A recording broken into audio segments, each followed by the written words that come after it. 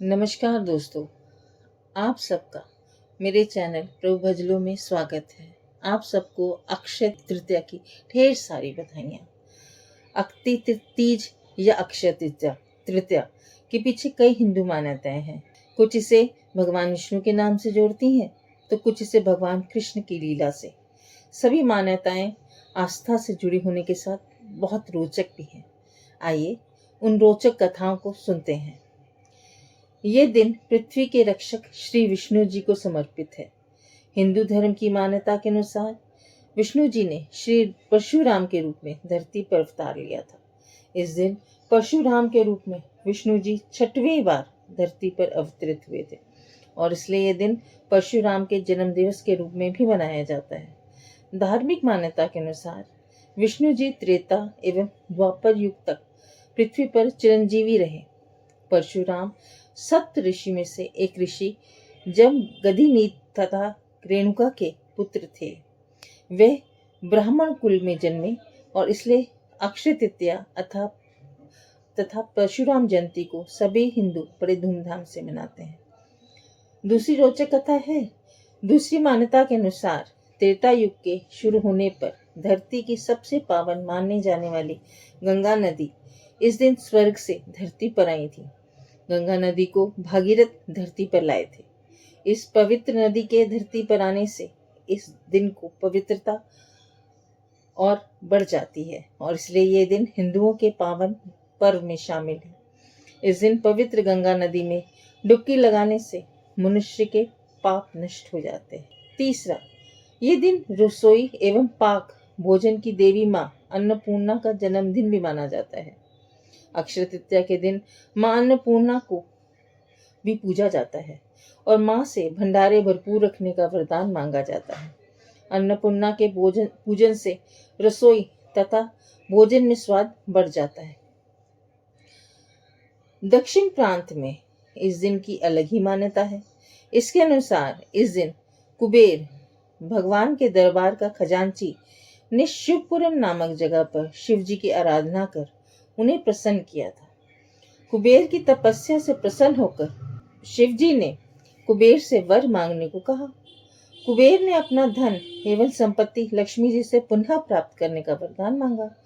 तभी शंकर जी ने कुबेर को लक्ष्मी जी का पूजन करने की सलाह दी। इसलिए तब से लेकर आज तक अक्षय तृतीया पर लक्ष्मी जी का पूजन किया जाता है।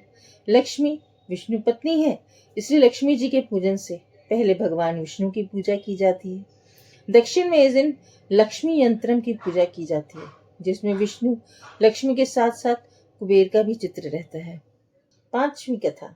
अक्षय तृतीया के दिन ही महर्षि वेदव्यास ने महाभारत लिखना आरंभ की थी। इस दिन महाभारत के युधिष्ठिर को अक्षय पात्र की प्राप्ति हुई थी। इस अक्षय पात्र की विशेषता थी कि इससे कभी भोजन समाप्त नहीं होगा। इस पात्र के द्वारा ऋषि युधिष्ठिर अपने राज्य के निर्धन एवं भूखे लोगों को भोजन देकर सहायता करते थे। इसी मान्यता के आधार पर इस दिन किए जाने वाले दान का पुण्य भी अक्षय माना जाता है, अर्थात इस दिन मिलने वाला पुण्य कभी समाप्त नहीं होता, मनुष्य के भाग में सालों साल बढ़ता रहता है। महाभारत ने अक्षय तृतीया की एक और कथा प्रचलित है। इस दिन दुशासन ने द्रौपदी का चीरहरण किया था। द्रौपदी ने इस चीरहरण से बचने के लिए श्री कृष्ण से कभी ना खत्म होने वाली साड़ी का दान किया था। अक्षय तृतीया के पीछे हिंदुओं की एक और रोचक मान्यता है। जब श्री कृष्ण ने धरती पर जन्म लिया तब अक्षय तृतीया के दिन उनके निर्धन मित्र सुदामा कृष्ण से मिलने पहुंचे। सुदामा के पास कृष्ण को देने के लिए सिर्फ 4 चावल के दाने थे। वही सुदामा ने कृष्ण के चरणों पर अर्पित कर दिए, परंतु अपने मित्र एवं सबके हृदय को जानने वाले अंतर्यामी भगवान सब कुछ समझ गए और उन्होंने सुदामा की निर्धनता को दूर करते हुए उसकी झोपड़ी को महल में परिवर्तित कर दिया और सब सुविधाओं से संपन्न बना दी। तब से अक्षय तृतीया पर किए गए दान का महत्व बढ़ गया। आठवीं रोचक कथा। सनातन शास्त्रों में निहित है कि द्वापर युग में पांडवों को लंबे समय तक राज्य से बाहर रहना पड़ा था। एक बार पांडव अज्ञातवास में रह रहे थे। ऋषि दुर्वासा ने अपने शिष्य के जरिए ये संदेश भिजवाया कि वैशाख माह के शुक्ल पक्ष की तृतीया तिथि पर ऋषि दुर्वासा अपने शिष्यों के साथ भोजन हेतु घर पधारने वाले हैं। ऋषि दुर्वासा के शिष्य का ये संदेश लेकर जब उस समय पहुंचे तब पांडव भोजन ग्रहण कर चुके थे। ये संदेश पाकर पांडव चिंतित हो उठे कि उन लोगों ने तो भोजन प्राप्त कर लिया, रसोई गृह में अब भोजन भी नहीं है। ऐसी स्थिति में ऋषि दुर्वासा उनके शिष्यों को कैसे भोजन कराया जाएगा। तत्कालीन समय में ऋषि दुर्वासा अपने गुस्से के लिए जाने जाते थे। इच्छा पूरी न होने पर ऋषि दुर्वासा तत्काल ही श्राप दे देते थे। अगर भोजन न मिलता तो ऋषि दुर्वासा पांडवों को भी श्राप दे सकते थे। उस समय द्रौपदी ने जगत के पालनहार भगवान श्री कृष्ण से सहायता हेतु प्रार्थना की थी। ये जान भगवान कृष्ण पांडव के अज्ञातवास गृह पर आए। उस समय भगवान श्री कृष्ण ने भोजन पात्र में एक चावल पड़ा देख मुरली मनोहर ने चावल उठाकर ग्रहण कर लिया, खा लिया।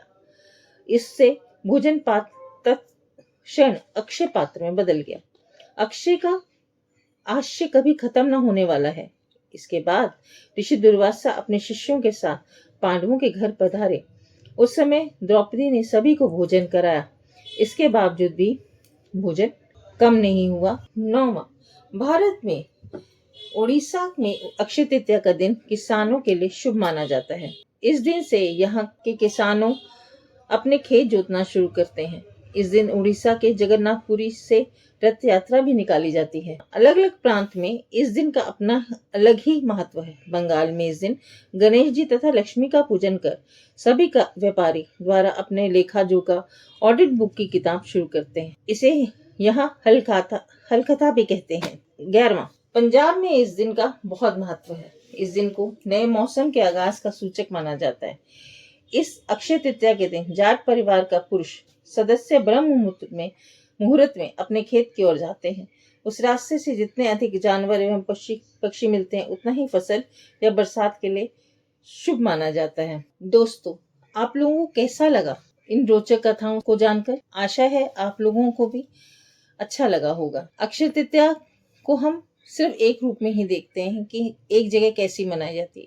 इन रोचक कथाओं से हमें पता चलता है कि हर तरह के भांति के लोग इसे अपने अपने रूप में किस तरह मनाते हैं। आप सबको अक्षय तृतीया की ढेर सारी शुभकामनाएं।